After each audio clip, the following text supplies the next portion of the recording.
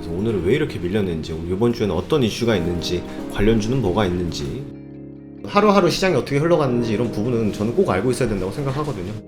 퍼브리핑 안에 시장의 방향성이 다 있습니다. 이게 되게 중요한 내용이니까 꼭 한번 확인해 보세요. 반갑습니다. 허브경제TV입니다. 이번 시간에는 대한전선 보도록 하겠습니다. 한 주 고생 많으셨고요. 저희가 또 이번 주에 시장의 분위기가 많이 바뀌었습니다. 그래서 어떻게 바뀌었는지 또 허브리핑을 통해서 매일매일 장 마감 후 영상 브리핑 보내드리고 있으니까 카카오톡 친구 추가하실 때 아이디에 HBTV1004로 친구 추가하신 다음에 받아보시면 좋을 것 같습니다. 대한전선 보도록 할게요. 대한전선 관련해가지고 좀 현실적인 기사가 하나 나와가지고 이걸 한번 같이 보고 나서 수급이라든지 혹은 차트 보도록 하겠습니다. 인프라 수혜주라더니 속절없이 떨어지는 LS와 대한전선이다. 성장성이 낮아도 시장 지배력에 주목을 해라. 글로벌 수주기대감, 경기 회복이 더디고 동 가격이 하락해서 투심 약화 요인. 이 동 굴이 올랐다고 해서 올라가고 떨어진다고 해서 떨어지고 떨어진다고 해서 오르고 여기까지 좀 일관성이 없는, 증권가에서는 펀더멘털 대비해서 과대한 낙폭이다, 저가 매수의 기회다라고 하는데 그냥 뭐 증권가는 뭐 다 맨날 뭐 매수의 기회다라고 하니까 너무 여기에 대해서 너무 포커스 둘 필요는 없다라고 생각이 듭니다. 인프라 수혜주로 꼽히면서 주목받았던 LS와 대한전선이 속절없이 떨어지고 있다. 미국의 인프라 투자를 계기로 기업 가치가 상승할 것을 기대를 모았는데 실제로 인프라 법안이 통과가 됐음에도 불구하고 주가는 되려 떨어지는 그런 모습을 보였었죠. 근데 이거는 또 꼭 이 대한전선 뭐 LS에 대한 문제만은 또 아닌 것 같아요. 왜냐면은 인프라 통과됐다고 해가지고 뭐 관련주도 뭐 SOC 관련주들이라든지 뭐 통신 이쪽에 뭐 특별한 몇몇 종목들을 제외하고는 사실 그렇게 반응을 안 했기 때문에 인프라 법안이 통과돼서 전선주들이 갈 것이다. 근데 전선주들만 못 간다. 그런 상황은 아닙니다. 한국거래소에 따르면은 뭐 연중 최저치를 찍고 뭐 대한전선도 바닥을 기고 있다라고 하는데 전선업 자체가 사실 성장성은 높지 않죠. 그쵸? 성장성이 뭐 전선을 뭐 많이 만든다고 해가지고 갑자기 부가가치가 확 뛰거나 그러진 않잖아요. 그치만 신규 업체의 그 진입이 어렵다는 특징, 그러니까 진입 장벽이 높다라는 거죠. 그래서 우리나라에서는 1위는 LS고 2위가 대한전선이다.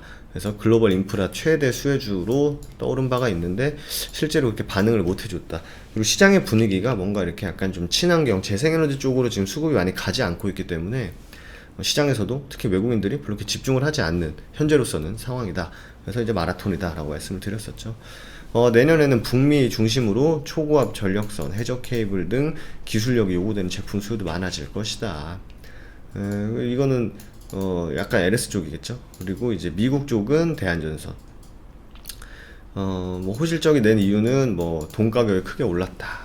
하지만 글로벌 경기 회복이 조금 더디다. 게다가 뭐 신종 바이러스 또 터졌다라고 하니까 뭐 해상풍력 발전 단지는 뭐 넘어야 될 산이 또 워낙 많다 보니까 그죠?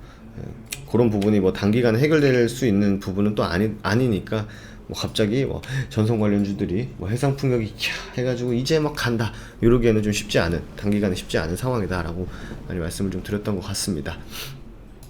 여기까지는 뭐 사실 뭐 약간은 좀 객관적인 내용. 요 밑에는 약간 이제 주관적인 내용. 왜냐면은 많이 내렸으니까 저가 매수의 기회다라고 하는 거는 굉장히 좀 무책임한 얘기죠. 많이 내린 데는 이유가 분명히 있을 것이고 그걸 단기간에 회복 못하면 어떡해. 그쵸? 하지만 이제 LS전선 같은 경우는 수익성이 올해와 비슷하게 이어질 것이고, 다만 대한전선 같은 경우는 이제 회복세가 이제 증가할 수 있는 거기 때문에 뭐 시장에서 글로벌 1위 뭐 우리나라 1위 업체가 LS전선이니까 LS가 대장이야 라고 하면 할 말 없습니다만, 실적이 유지되는 회사랑 실적이 우상향하는 회사랑 시장에서는 프리미엄을 달리 주거든요. 당연히 주식 차트도 마찬가지고 실적도 마찬가지입니다.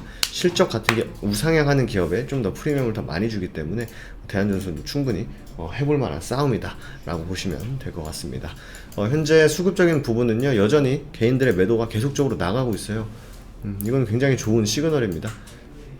그리고 뭐 그렇게 많은 수치는 아닙니다만 사모펀드 쪽에서 매수가 들어오고 있고 당연히 개인들이 매도하고 있으니까 외국인들은 매수를 하고 있겠죠. 그래서 지금 요렇게만 딱 보셔도 이렇게 보면 더 잘 보이겠다. 보시면은 이게 꺾이고 있죠? 예, 이게 매물이에요, 사실 다. 이게 다 매물입니다. 악성 매물들. 근데 이게 매물들이 떨어질 때 주가도 이렇게 같이 떨어지면 이제 별로 좋은 시그널은 아니죠. 그러니까 매물을 못 견디는 거죠. 하지만 일단 대한전선 같은 경우에는 뭐 들락날락 뭐 상승했다 하락했다 하긴 합니다만 어쨌든 조금 저점을 잡아두고 있다라는 점, 거기다가 이제 던져주고 있다, 던지는 물량들을 받아주고 있다라는 점은, 그래서 저점을 형성한다면 다시 한번 2,000원을 돌파하는 트라이를 해줄 수 있다라는 부분까지는 현재로서는 진짜 그럴 수 있다라고 말씀을 드릴 수 있을 것 같아요. 그리고 뭐 가격 구간은 우리가 지금 한 달 됐네요. 한 달 동안 계속 보고 있는 그 가격에서만 움직이고 있기 때문에 특별히 뭐 의미 부여할 건 없다라고 말씀드리도록 하겠습니다. 한 주 고생 많으셨고요. 또 마무리는 11월 저희 또 결산 보면서 마무리하도록 하겠습니다. 감사합니다.